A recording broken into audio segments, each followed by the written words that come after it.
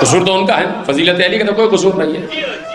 تو علی کا تذکرہ تو وہیں سے شروع ہوگا نا کہ جہاں سے شروع ہو رہا ہے. تو اللہ کہہ رہا کہ جب بھی میرے بارے میں پوچھنا مصطفیٰ سے پوچھنا، اس لیے کہ جو مجھے جانتا ہے وہی مجھے پہچانوا بھی سکتا. وَإِذَا سَأَلَكَ عِبَادِي عَنِّي، جب میرے بندے میرے بارے میں پوچھیں ان سے کہہ دو فَإِنِّي قَرِيب، ان سب سے کہہ دو میں تم سب سے بہت قریب ہوں. کبھی اللہ کی الوہیت پر بھی داد دیا کرو، اس کی شفقت و محبت و رحمت پر بھی داد. اس نے کیسا بندوں کو تسلیت اور اطمینان دلایا. پریشان نہ ہونا، میں تمہارے ساتھ ہوں. کہہ دیجئے انی قریب، میں ان کے قریب ہوں. ہر کسی بشر کے قریب ہے اللہ. اس وقت میرے اور آپ کے بھی قریب، سب کے ساتھ، سب کے ساتھ. مجھے بھی سن رہا ہے، آپ کو بھی سن رہا ہے، مجھے بھی دیکھ رہا ہے، آپ کو بھی دیکھ رہا ہے، پوری دنیا پوری کائنات کو دیکھ رہا ہے، ہر کسی کے ساتھ. لیکن پھر کہہ رہا ہے، بابانگ دہل کہہ رہا ہے، اطمینان کے ساتھ کہہ رہا ہے، زور دے کے کہہ رہا ہے، کہہ دیجئے کہ میں ان سب کے قریب ہوں، ان سب کے قریب. کیا مطلب؟ پروردگار کیا کہنا چاہتا ہے؟ کہنا یہ چاہتا ہے کہ اگر پوری دنیا تمہیں چھوڑ بھی کیوں نہ دے، پریشان نہ ہونا. پوری دنیا ایک طرف، میں تمہارے ساتھ ہوں، تم ایک طرف. سلامت رہیں اگر یہ جملہ آپ نے محفوظ کیا کہ میں تمہارے ساتھ ہوں. پوری دنیا تمہیں ترک کر دے، پریشان نہ ہونا، اللہ تو تمہارے ساتھ ہے. تو جدھر اللہ ہو چاہے وہ کوئی ایک ہی کیوں نہ ہو، طاقت ادھر ہی ہوتی ہے. چاہے کوئی ایک ہی کیوں نہ ہو، اگر اس ایک کے ساتھ اللہ ہو تو ساری طاقت ادھر ہی ہوتی ہے. اس لیے رسول نے کہا، امت کو مخاطب کر کے کہا، اے امت اگر پوری دنیا ایک طرف جا رہی ہو اور علی ایک طرف جا رہا ہو، سب کو چھوڑ دینا، علی کے ساتھ ہو جانا.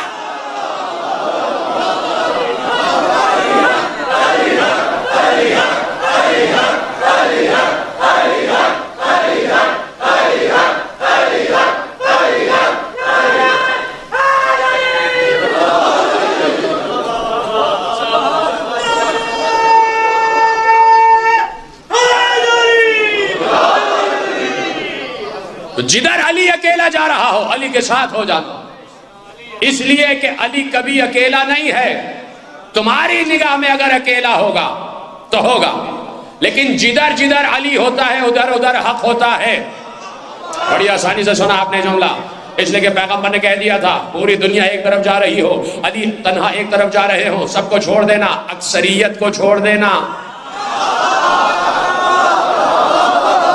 اکثریت کو ترک کر دینا، علی کے ساتھ جانا. اس لیے کہ الحق مع علی وعلی مع الحق، اور جدھر جدھر علی جاتا ہے ادھر ادھر حق جاتا ہے. اس لیے پریشان نہ ہونا کہ جہاں جہاں علی ہوگا وہاں وہاں حق ہوگا. حق کی فہرست تم جانتے ہی ہو کہ کتاب اللہ بھی حق ہے، کلام اللہ بھی حق ہے، جنت بھی حق ہے، جہنم بھی حق ہے، سوال منکر نکیر بھی حق ہے، صراط بھی حق ہے، تمام سوالات بھی حق ہیں، حساب بھی حق ہے، کتاب بھی حق ہے، حشر بھی حق ہے، نشر بھی حق ہے، ولایت بھی حق ہے، امامت بھی حق ہے، نبوت بھی حق ہے، محمد بھی حق ہے، اور خود اللہ بھی حق ہے.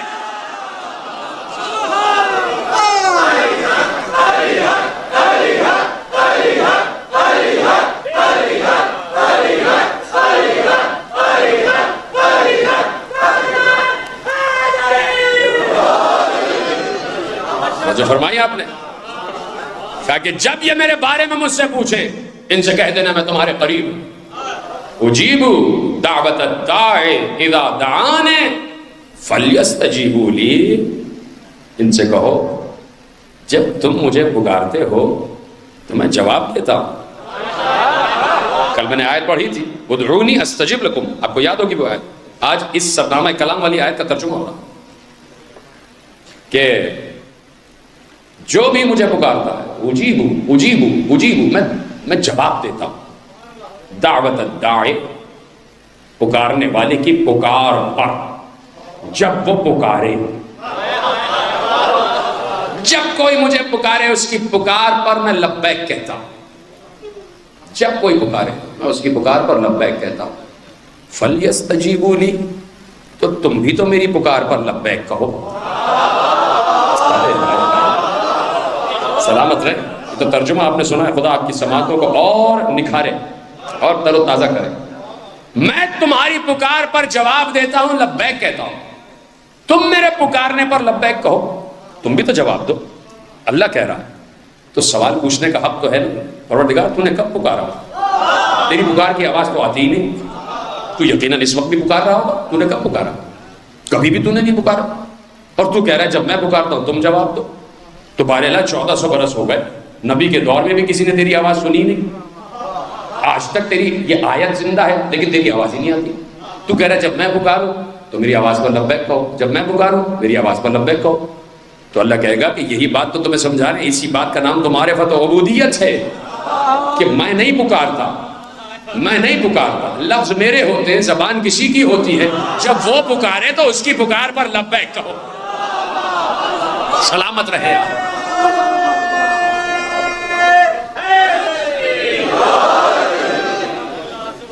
اب ایک سوال ہے جو اپنی جگہ قائم، اور اسی پر تقریر آگے بڑھ جائے۔ خدا آپ کی سماعتوں کو سلامت رکھے، آسمان سے آپ پر رزق کے دروازے کھلتے رہے۔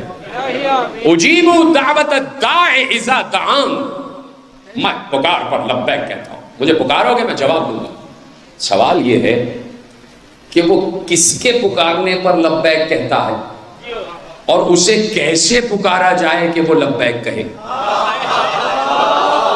جس نے میرا یہ سوال سمجھا اس کو میرا سلام، میری دعا ہے اس کے لیے کہ سوال یہ پیدا ہو رہا ہے وہ کس کی پکار پر لبیک کہتا ہے اور اسے کیسے پکارا جائے کہ وہ جواب دے۔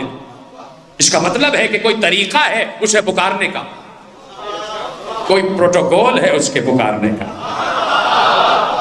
ود ڈیو پروٹوکول اس کو پکارو گے وہ فوراً جواب دے گا، جیسا وہ کہے ویسے اسے پکارو تو وہ جواب دیتا۔ اب بات سمجھ میں آ گئی کہ وہ کس کی پکار پر لبیک کہتا ہے، کیسے پکارنے پر لبیک کہتا ہے۔ تو کیسے پتا چلے کہ کس کے پکارنے پر اور کیسے پکارنے پر؟ تو اگر میں کوئی طریقہ معین کر دوں وہ ناقص طریقہ ہوگا، اگر کوئی اس دنیا کا عالم کوئی طریقہ معین کر دے اسے ایسے پکارو وہ ناقص طریقہ ہوگا، اس لیے کہ ناقص انسان کا بنایا وہ طریقہ ہوگا۔ خود اللہ اگر بتا دے، خود اللہ اگر بتا دے کہ مجھے کیسے پکارو، تو جب ایسے پکارو گے میں تمہاری آواز پر لبیک کہوں گا، تو وہی طریقہ سب سے بہتر ہوگا۔ تو اب میرے پاس اپنی کتاب کی بھی روایتیں موجود ہیں اور وہ انشاءاللہ آگے بیان کی جائیں گی، لیکن اس وقت آپ کے حوالے ایک مقتدر عالم اہل سنت کی روایت کرتا ہوں، بہت بڑے عالم دین ہیں، علامہ حموینی علیہ رحمہ، کتاب ہے فرائض السمتین، اس میں انہوں نے ایک جملہ لکھا، ایک روایت لکھی، اور اسی روایت کا آخری جملہ جس سے معلوم ہو جائے گا کہ اللہ کیسے چاہتا ہے کہ اسے پکارا جائے، عالم اہل سنت لکھ رہے ہیں۔ اور اسی لیے میں کہتا ہوں کہ شیعہ سنی میں کبھی کوئی فرق ہی نہیں ہے، عقیدہ ہمارا ایک ہی ہے، اور خدا اس محبت کو سلامت رکھے۔ ماہ محرم سبھی منا رہے ہیں، اس مجمع میں بھی بہت سے میرے سننے والے ایسے ہیں کہ جو دیگر فرقوں سے تعلق رکھتے ہیں، جو مدرسے سے بھی آتے ہیں، مدرسے کے طلاب ہیں اور ان کے اساتذہ بھی ہیں، میری ملاقات ان سے ہوتی رہتی ہے۔ تو اب ان کے لیے جملہ عرض کر رہا ہوں کہ علامہ حموینی علیہ رحمہ فرائض السمتین میں ایک جملہ لکھ رہے ہیں کہ جب آدم کے جسد میں روح پھونکی گئی، آدم کے جسم آدم کا بن گیا، اس کے بعد روح پھونک دی گئی۔ آدم کا جسم بنا بھی تو عدیم عرض سے ہے نا، اللہ نے کہا تھا کہ فرشتوں جاؤ، اور یہ بات شاید میں بیان کر چکا ہوں کہ عدیم سے ہے آدم، عدیم یعنی اس زمین پر جاؤ فرشتوں، عدیم عرض سے مٹی اٹھا کر لاؤ، یعنی جو زمین کی قیمتی ترین مٹی ہو، پاکیزہ ترین مٹی ہو، صالح ترین مٹی ہو، نورانی ترین مٹی ہو، وہ مٹی اٹھا کے لاؤ۔ اس مٹی سے آدم کا خمیر گوندھا جائے گا۔ فرشتے زمین پر اترے، پوری زمین کا مشاہدہ کیا، صرف ایک زمین نظر آئی جو اللہ کے معیار پر پوری اتر رہی تھی، نام تھا اس زمین کا نجف۔ ایسی آسانی سے سن رہی تھی، ایک زمین، نجف کی زمین سے آدم کے خمیر کی مٹی کو اٹھایا گیا اور اسی مٹی سے خمیر آدم گوندھا گیا۔ اب اگر دیکھنا چاہو کہ کس کا خمیر کس مٹی سے گوندھا گیا ہے تو اردو میں ایک مصرع ہے، اور وہ مصرع بھی ایک حدیث کی روشنی میں کہا گیا۔ اگر دیکھنا چاہو کہ کس کا خمیر کس مٹی سے گوندھا گیا ہے تو مصرع کیا ہے؟ پہنچی وہیں پہ خاک جہاں کا خمیر تھا۔ اب اگر یقین نہیں آتا کہ آدم کا خمیر نجف کی مٹی سے گوندھا گیا ہے تو یہ دیکھ لو کہ آدم دفن کہاں پر ہے۔ پتہ نہیں جملہ پہنچا یا نہیں پہنچا، اس لیے کہ جو جہاں دفن ہو جاتا ہے وہ وہیں کی خمیر سے بنا بھی ہوتا ہے۔ آدم کی تدفین نجف میں بتا رہی ہے کہ نجف کی مٹی سے خلق ہوا، نجف والے نے خلق کیا۔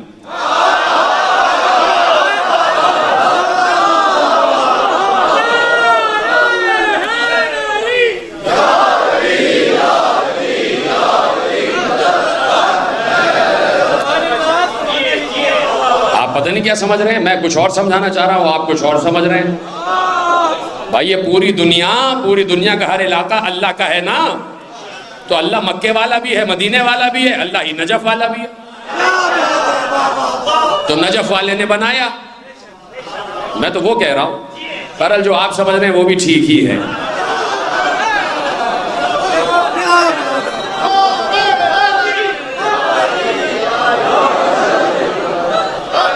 عدیم عرش سے مٹی اٹھی، آدم کا خمیر گوندا گیا، آدم کا جسد بنا دیا گیا، کھنکھناتی ہوئی مٹی میں تبدیل ہو گیا۔ اس کے بعد روح پھونکی گئی، آدم بلند ہوئے، مشہور روایت ہے، لیکن آنے پہلے سنت کے حوالے سے پیش کر رہا ہوں، اور صرف ایک جملے کے لیے یہ روایت دہرا رہا ہوں جو آپ بچپن سے سنتے چلے آ رہے ہیں، مختلف طریقوں سے سنتے چلے آ رہے ہیں، مختلف الفاظ میں سنتے چلے آ رہے ہیں۔ آج وہ کہتے ہیں علامہ حمینی علیہ الرحمہ کہ جیسے ہی آدم کا جسد حرکت میں آیا، اور اب جو آدم نے نظر اٹھا کے دیکھا تو دیکھا 5 انوار ہیں جو اللہ کا سجدہ کر رہے ہیں، اس کی تسبیح کر رہے ہیں، اس کا رکوع کر رہے ہیں۔ آدم نے، اب علامہ حمینی کہتے ہیں کہ آدم نے پلٹ کے خدا سے دریافت کیا، پروردگار تو نے کیا مجھ سے پہلے بھی کسی کو خلق کر دیا ہے؟ اب اللہ نے تعارف کرایا۔ میں نے کہا نا کہاں سے بات شروع ہو رہی ہے، اور سوال اپنی جگہ قائم ہے کہ اللہ کو کیسے پکارا جائے کہ وہ جواب دے۔ اس کے لیے روایت پڑھ رہا ہوں۔ جیسے ہی پوچھا پروردگار تو نے مجھ سے پہلے کچھ انوار خلق کر دیے، آواز آئی۔ امینی لکھتے ہیں آواز آئی، اللہ نے کہا، خود اللہ کہہ رہا ہے، یا آدم ہؤلاء خمسۃ، اے آدم یہ 5 ہؤلاء خمسۃ من ذریتک، یہ 5 تم سے پہلے خلق ہوئے، تمہاری ہی اولاد میں ہیں۔ بہت کم لوگ بول رہے ہیں، اور بالکل ٹھیک ہے، اس لیے کہ آپ نے عجیب ذہن میں ایک تصور قائم ہو گیا کہ یہ کون سی فضیلت ہے کہ ہؤلاء خمسۃ، یہ جو 5 ہیں یہ تم سے پہلے ہیں اور ہیں تمہاری اولاد میں، یہ کون سی فضیلت ہو گئی بھائی؟ آپ اس لیے خاموش ہو گئے، تو جملہ تو پورا سن لیجئے، اس لیے کہ جملہ یہاں پہ علامہ حمینی نے روکا نہیں، کہا کہ ہؤلاء خمسۃ من ذریتک وَلَوْلَا هُمْ لَمَا خَلَقْتُكَ، اے آدم یہ تم سے پہلے خلق ہوئے، تمہاری اولاد میں قرار دیا گیا ہے، لیکن ہیں تو تمہاری اولاد میں، لیکن اگر یہ نہ ہوتے تو تم بھی نہ ہوتے۔ لَوْلَا هُمْ لَمَا خَلَقْتُكَ، یہ نہ ہوتے تو تم بھی نہ ہوتے۔ بات آگے بڑھی، وَلَوْلَا هُمْ لَمَا خَلَقْتُ الْجَنَّةَ وَلَمَا خَلَقْتُ النَّارَ وَلَمَا خَلَقْتُ السَّمَاءَ وَلَمَا خَلَقْتُ الْأَرْضَ وَلَمَا خَلَقْتُ الْمَلَائِكَةَ وَلَمَا خَلَقْتُ الْإِنسَ وَلَمَا خَلَقْتُ الْجِنَّ، اور اگر یہ نہ ہوتے تو نہ زمین ہوتی، نہ آسمان ہوتا، نہ ملائکہ ہوتے، نہ انس ہوتے، نہ عرش ہوتا، نہ کرسی ہوتی، نہ جنت، نہ جہنم، کا سب ان کی وجہ سے۔ اور اب وہ جملہ ہے جس کے لیے میں نے زحمت دی کہ اب حضرت خداوندی نے آدم سے کہا کہ یا آدم، اے آدم، فَإِذَا كَانَ لَكَ إِلَيَّ حَاجَةٌ فَبِهَؤُلَاءِ تَوَسَّلْ، اے آدم تمہیں جب بھی مجھ سے کوئی حاجت ہو تو براہ راست مجھے نہ بلانا، ان کے وسیلے سے بلانا۔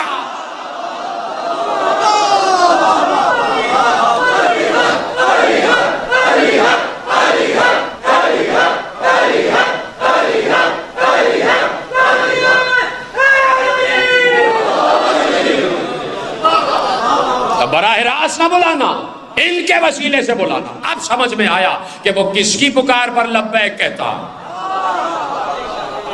جو آل محمد کے حوالے سے پکارے، یا رب محمد، یا رب العلی، یا رب الفاطمہ، یا رب الحسن، یا رب الحسین۔ جب اپنے اس صفت ربوبیت کو حسین کے نام سے ملا ہوا دیکھتا ہے، جھومنے لگتا ہے کہ لوگ مجھے رب حسین کہہ رہے ہیں۔ مجھے 4 مصرے یاد آ گئے اس وقت۔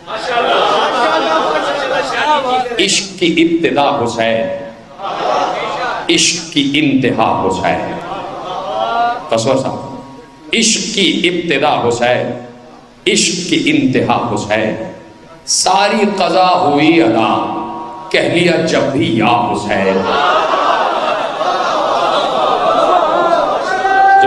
جو میں نے گفتگو کی ہے، ساری قضا ہوئی ادا، کہہ لیا جب بھی یا حسین. نور حسین کر کے خلق فخر سے بول اٹھا خدا، نور حسین کر کے خلق فخر سے بول اٹھا خدا. مانیں گے سب مجھے خدا، میں نے بنا دیا حسین.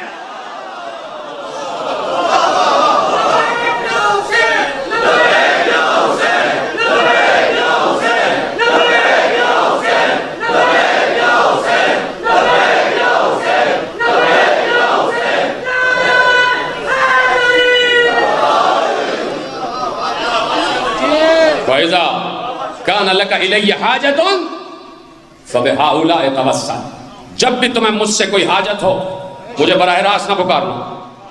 یہ تو ہم کہتے ہیں نا اپنی بڑائی ثابت کرنے کے لیے، کوئی مسئلہ ہو مجھے کال کر دیجیے گا. یہ تو ہم کہتے ہیں بس آپ براہ راست کال کر دیجیے گا، بس آپ کا نمبر میرے پاس آ جائے. اللہ کہہ رہا ہے ایسے کال نہیں کرنا، براہ راست کوئی بات نہیں ہوگی، براہ راست کوئی بات نہیں ہوگی، بلا واسطہ کوئی بات نہیں ہوگی، بالواسطہ بات ہوگی، اور وہ بھی واسطہ حسین سے. براہ راست کوئی گفتگو نہیں.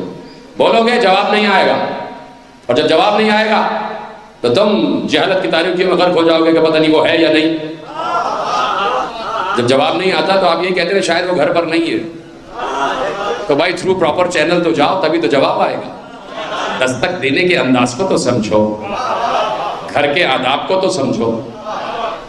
تو وہ کہتا ہے کہ جب بھی تمہیں کوئی حاجت ہو ان کے ذریعے سے مجھے پکارنا. لکھنے والوں نے لکھا، علامہ آلوسی، پھر ایک عالم اہل سنت انہوں نے تفسیر روح المعانی میں جملہ لکھا، تفسیر در منصور میں علامہ جلال الدین سیوطی نے لکھا، حاکم نیشابوری نے مستدرک میں لکھا کہ جس وقت دیکھیے آیت ہے نا، اس آیت کے ذیل میں تفسیر در منصور جلد نمبر 1 جب یہ آیت اتری نا، فَتَلَقَّ آدَمُ مِن رَبِّهِ كَلِمَاتٍ فَتَابَ عَلَيْهِ إِنَّهُ هُوَ التَّوَّابُ الرَّحِيمُ. اللہ نے آدم کو کچھ کلمات سکھائے، آدم نے ان کے ذریعے سے اللہ سے بخشش طلب کی، اللہ نے بخش دیا. سن لی نا آپ نے آیت، لفظ کیا ہے؟ فَتَلَقَّ آدَمُ مِن رَبِّهِ كَلِمَاتٍ. یہ لفظ کلمات، کلمات جمع ہے کلمے کی، کلمہ واحد ہے، کلمات جمع، اس کو ذہن میں رکھیے گا. اب وہ لکھتے ہیں عالم کہ جیسے ہی آدم سے خطا ہوئی تو آدم نے چاہا کہ خطا معاف ہو جائے، تو رفع راسہ الی السماء، آدم نے اپنے سر کو آسمان کی طرف اٹھایا اور پھر کہا اللہم بحق محمد الا غفرت لی، پروردگار محمد کے واسطے مجھے بخش دے، محمد کے واسطے مجھے بخش دے. عالم اہل سنت لکھتے ہیں کہ جیسے ہی حضرت آدم نے اللہ سے کہا کہ محمد کے واسطے مجھے بخش دے، فَأَوْحَى اللَّهُ إِلَيْهِ، اللہ نے فوراً آدم پر وحی کی. کیا وحی کی؟ وَمَن محمد، آدم پہچانتے بھی ہو محمد کون ہے؟ پہچانتے بھی ہو محمد کون ہے؟ تو اب حضرت آدم نے جواب دیا. عالم اہل سنت لکھ رہے تھے اب حضرت آدم نے اللہ کو جواب دیا کہ پروردگار تو نے مجھ سے پوچھا ہے کیا میں محمد کو جانتا ہوں، تو پروردگار جس وقت تو نے مجھے خلق کیا تھا، رفعت راسی الی العرش، اسی وقت میں نے عرش کی طرف اپنی گردن گھمائی، اٹھائی، فَإِذَا فِيهِ مَكْتُوبٌ، میں نے عرش پہ لکھا ہوا دیکھا تھا لا الہ الا اللہ محمد الرسول اللہ. تو پروردگار میں نے تجھ سے پوچھا تھا یہ محمد کون ہے جس کا نام تو نے اپنے نام سے بلا فصل لکھا ہوا ہے، تو تو نے مجھ سے تعارف کرایا تھا کہ انہو آخر النبیین ولولا محمد لما خلقتو، یہ جو محمد ہے یہ نبیوں کے سلسلے کا آخری نبی ہے، اور اگر محمد نہ ہوتا تو تمہیں خلق نہ کیا جاتا. ٹھیک ہے، بات یہاں تک انہوں نے لکھ دی. اور کس آیت کی تفسیر میں لکھی ہے؟ رونا تو یہی ہے، دکھ تو یہی ہے. کس آیت کی تفسیر میں لکھی ہے؟ فَتَلَقَّ آدَمُ مِن رَبِّهِ كَلِمَاتٍ، جب اللہ نے آدم کو کلمات سکھائے، آیت کہہ رہی ہے کہ جمع میں کچھ کلمات سکھائے، روایت کہہ رہی ہے ایک نام، تو روایت کو مانے یا آیت کو مانے؟ روایت میں ایک نام ہے کہ اے پروردگار مجھے محمد کے صدقے میں بخش دے، آیت کیا کہہ رہی ہے؟ اللہ نے ایک نہیں کئی نام سکھائے تھے۔ تو اب پوچھو نا کہ وہ نام کون سے تھے، میں کہوں گا تو جانبداری ہو جائے گی۔ چلو جلال الدین سیوطی سے پوچھتے ہیں کہ وہ کلمات کون سے تھے کہ جن کے صدقے میں آدم کی قطع، آدم کی توبہ قبول ہو گئی۔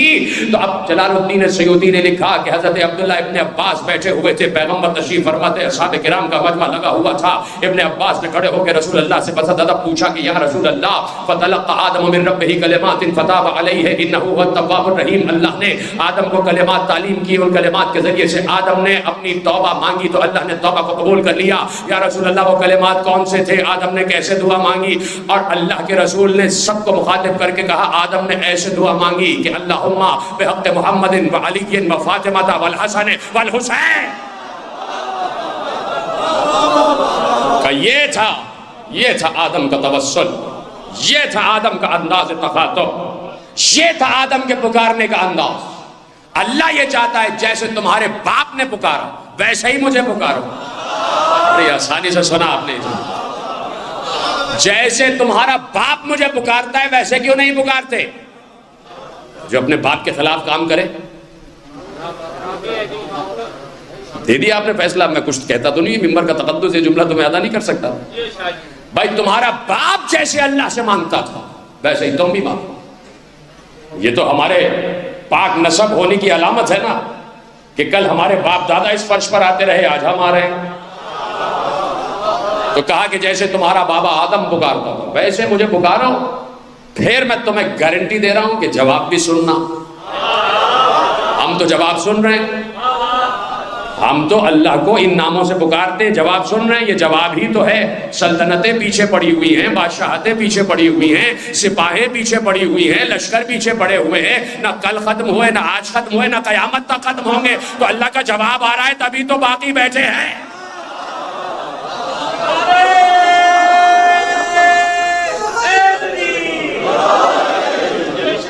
تبھی تو باقی بیٹھے، اس لیے کہ بتوسل آل محمد پکار رہے ہیں، ان کے وسیلے سے پکار رہے ہیں۔ تو کہانی اس وقت سے شروع ہو رہی ہے جو ازل کا قصہ، ازل کا قصہ، اور ازل کا قصہ جن کے سامنے بیان ہو رہا ہے اللہ نے ان کو اپنے علم کا وارث قرار دے دیا۔ یا علی، یا محمد، تمہیں میں نے اپنا علم عطا کیا، اور اسی لیے قرآن میں کہہ دیا وَعَلَّمَ مَا لَمْ تَكُنْ تَعْلَمُ، تم جو نہیں جانتے تھے ہم نے تمہیں پہچنوا دیا، تمہیں وہ علم پڑھا دیا۔ اس کا مطلب ہے اللہ نے مصطفیٰ کے لیے کہا کہ جو تم نہیں جانتے تھے ہم نے تمہیں پہچنوایا، پڑھا دیا۔ اب کوئی علم نہیں رہ گیا کہ جو مصطفیٰ کو نہ معلوم، جو مرتضیٰ کو نہ معلوم۔ مصطفیٰ کا علم مرتضیٰ میں منتقل ہوا۔ مصطفیٰ بھی کی نگاہ بھی علم غیب رکھتی ہے، مستقبل کو دیکھتی ہے۔ علی کی نگاہ بھی علم غیب رکھتی ہے، مستقبل کو دیکھتی ہے۔ کمبر محبت کا دم بھر رہے ہو، جسم کے ٹکڑے ٹکڑے کر دیے جائیں گے، ختم ہو گئی تقریر۔ یہ ہے علی کی نگاہ جسے عین اللہ کہتے ہیں۔ عین اللہ صرف دور موجودہ پر نہیں بلکہ دور آئندہ پر بھی نگاہ رکھتی ہے، اسی لیے علی کی نگاہ کو عین خدا کہا جاتا ہے۔ قمبر ٹکڑے ٹکڑے کر دیا جائے گا۔ مولا ایسی ہزار جانیں مل جائیں، ہر مرتبہ ہر جان آپ پر قربان۔ یہی تو معرفت ہے نا، اور اسی معرفت کو عبودیت کہتے ہیں۔ یہ ہے عبودیت۔ قمبر عبودیت کی اعلیٰ ترین مثال ہے کہ اپنے آقا کو ایک پل کے لیے بھی نہیں چھوڑتا، اپنے آقا کو ایک پل کے لیے بھی نہیں چھوڑتا۔ مولا ہزار جانیں مل جائیں، ہر جان آپ پر قربان۔